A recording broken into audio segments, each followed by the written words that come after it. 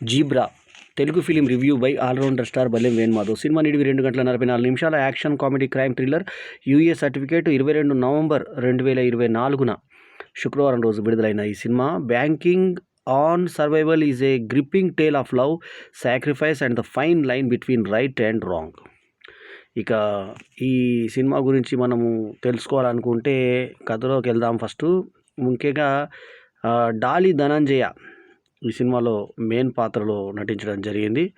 So Satyadev Kancharana హీరోగా, అమృత అయ్యంగార్ ఒక ముఖ్యమైన పాత్రలో నటించిన ఈ సినిమాలో జెన్నిఫర్ పికానాటో, తర్వాత ప్రియా భవానీ శంకర్, సునీలు, తర్వాత సత్యరాజు, సత్య, తర్వాత సురేష్ చంద్ర తదితరులు నటించారు. ఈ సినిమాకి ఈశ్వర్ కార్తిక్ డైరెక్టర్ కాగా, బాలసుందరం ప్రొడ్యూసరు, ఎస్ఎన్ రెడ్డి మరో ప్రొడ్యూసరు, ఇంకొక ప్రొడ్యూసర్ దినేష్ సుందరం. ఇక సంగీతం వచ్చి రవి బ్రాసూర్. ఇక కథ ఏంటి ఏం సంగతి అంటే, ఫస్ట్ ఈ సినిమాను ఓపెనింగ్ చేసినప్పుడు అంటే కథ ప్రకారంగా మాట్లాడుకుంటే డాలి ధనంజయది ఇంపార్టెంట్ పాత్ర.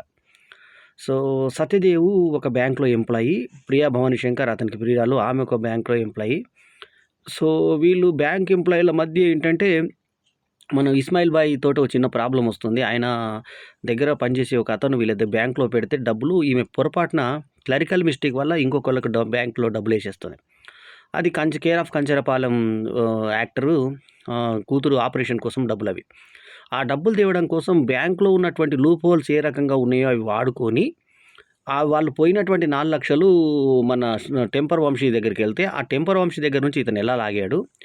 దీనికి మళ్ళీ ఇదే వారం రిలీజ్ అయిన సినిమాలో కూడా విలన్గా నటించినటువంటి సునీలు, దీంట్లో కూడా అంటే మెకానిక్ రాకీల్లో విలన్గా నటించిన సునీల్ ఇదే వారంలో ఇందులో కూడా ఒక వెరైటీ విలన్గా హే హే హే అని కొంచెం ఆ నవ్వు కూడా చేసుకుంటూ చేసినటువంటి తీరు ఆకట్టుకుంటుంది. సత్యరాజ్ పాత్రని అనుకున్నంత పేర్లేదు, కానీ కొంచెం ఒక డిఫరెంట్ గెటప్ డిఫరెంట్గా ఉంది. సత్య బాగా చేశాడు. ఇక సురేష్ చంద్ర తదితరులు ఆకట్టుకునే విధంగా యాక్ట్ చేసిన ఈ సినిమాకి జెన్నిఫర్ పికినాటో, తర్వాత అమృత అయ్యంగారు మంచి ప్లస్ పాయింట్లు అయ్యారు.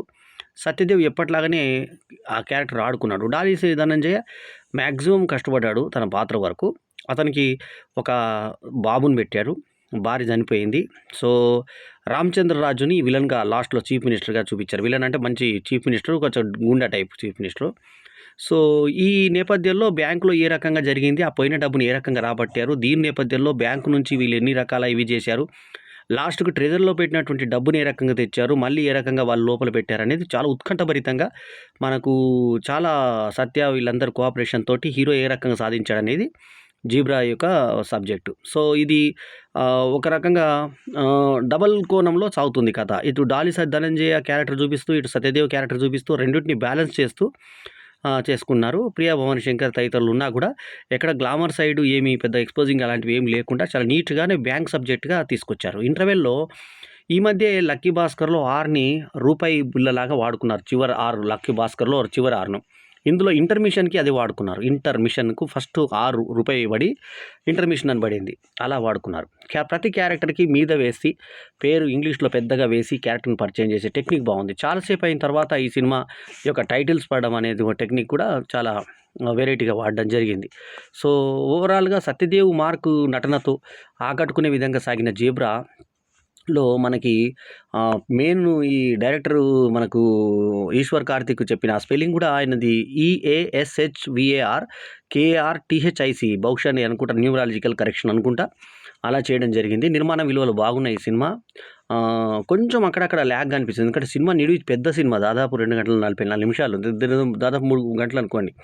అంత పెద్ద సినిమా బోర్ కొట్టకుండా చేయడానికి కష్టమే, అయినా కానీ మ్యాక్సిమం మనకు టెన్షన్గా ఉత్కంఠభరితంగా చూపిస్తారు మనకి. సో చివరికి పోయిన డబ్బుని వాళ్ళు ఏ రకంగా రికవర్ చేశారు, అందులో ఒక 2 క్యారెక్టర్స్ పెట్టుకున్నారు. ఒకడేమో స్పై అనేవాడు ఊరికే వాళ్ళకి వేస్తున్నాడు. స్నేక్ అనేది ఆ ఈపు వెనకాల, ఆమెకి ఇక్కడ మెడ వెనకాల ఒక ట్యాటూ ఉంటుంది స్నేక్ది. సో ఆమెను విలన్ టైప్లో చూపించారు. సో చివరికి వీళ్ళు చేసిన రాబరీని ఆమె మీదకి వేయడం. అయితే దీంట్లో ఏంటంటే నైతిక విలువలను పక్కకు పెట్టి హీరో ఒక రాబరీ చేయడం, అంటే ఆమె ఒక అనుకోకుండా ఆయన ప్రియురాలు దాంట్లో ఇరుక్కున్నా కూడా తర్వాత కూడా రాబరీ చేస్తానడము. ఇంకొక ఆమెకు వికలాంగురాలైనా కూడా భర్త టెంపర్ వంశీ భార్య. అయితే ఆమె ఆ సంగతి చెప్పుడు. భర్త కోసం ఎవరైనా చెక్ పట్టుకొని వస్తే ఇమీడియట్గా వాడిని కాలర్ పట్టుకుంటుంది కదా, పట్టుకోకుండా అతను అంటే నమ్మేస్తుంది. తర్వాత డబ్బులు ఇస్తుంది. ఆమె కూడా ఒక బ్యాంక్ ఇది ఒక లూటీ లాంటిది చేసి 5 కోట్లను ఒక మంచి పనికి వాడారని చెప్పి ఆ మంచి పని కోసం ఇతను కొమ్ముగా చేయడానికి చివరి క్లైమాక్స్లో చూపించినా కూడా ఇందులో దొంగతనాన్ని ప్రోత్సహించే విధంగా, ఆ తర్వాత బ్యాంక్ రాబరీస్కి ఊతం ఇచ్చే విధంగా, తర్వాత సంతకం ఏ రకంగా ఫోర్జరీ చేస్తారని నేర్పించే విధంగా, తర్వాత బ్యాంకులో ఏ రకమైన లూప్ హోల్స్ ఉంటాయి, ఎన్ని గంటలకు చెక్ వస్తుంది, ఏ చెక్ ఏ రకంగా వెండర్ తిరిగిపోతుంది, ఆ తర్వాత ఏ రకంగా అది క్లియరెన్స్ అవుతుంది అనేది సామాన్య ప్రేక్షకులకు కూడా నేరం చేయడానికి అవకాశం ఉండేటువంటి ఐడియాలు ఇచ్చే విధంగా ఉంది. సినిమా ఎప్పుడు కూడా జన ఆమోదంగా, జన ప్రమోదంగా, ఏదైనా వినోదపూరితంగా ఉండాలి కానీ వ్యసన బారిట్లో పోయేటటువంటి పరిస్థితులు తీయకూడదు. ఇప్పుడున్నటువంటి ఖర్చులకి దీనికి అయిన వాడికి ఎవరికైనా బ్యాంక్ రాబరీ చేయాలన్న ఆలోచనని, ఆ విధానాన్ని చూపించే విధంగా, అంటే చెడగొట్టే సినిమాలు కొన్ని ఉంటాయి, విడగొట్టే సినిమాలు కొన్ని ఉంటాయి, తర్వాత తప్పుదో పట్టించే సినిమాలు కొన్ని ఉంటాయి, వ్యసనాలకు దారి చేసే సినిమాలు కొన్ని ఉంటాయి. ఇది చెడగొట్టే సినిమా కింద వస్తుంది జీబ్రా. సో దీంట్లో మెయిన్ దొంగతనం తప్పు అన్నది చివరిదాకా కూడా చెప్పారు. లాస్ట్కి దొంగతనం చేస్తాను ఇంకా మంచి పని కోసం అన్నట్టుగా చెప్పి జెంటిల్మ్యాన్లో ఒక ఉదాత్తమైన ఆశయం కోసం హీరో దొంగతనం చేశాడంటే యాక్షన్ కింగ్ అర్జున్ని మనం ఒప్పుకున్నాం. ఆ క్యారెక్టర్ని రాబిన్ హుడ్ క్యారెక్టర్లో ఊహించుకొని గొప్ప సినిమా అనుకొని అది సూపర్ హిట్ కొట్టాం. కానీ జీబ్రాలో జరిగింది ఏంటంటే బ్యాంక్ రాబరీని స్టార్టింగ్ నుంచి లాస్ట్ దాకా బ్యాంక్ మ్యానిపులేషన్స్ ఏ రకంగా ఉంటాయి, 4 లక్షల పొరపాటు ఇవి చేసింది ప్రియా భవాని శంకర్.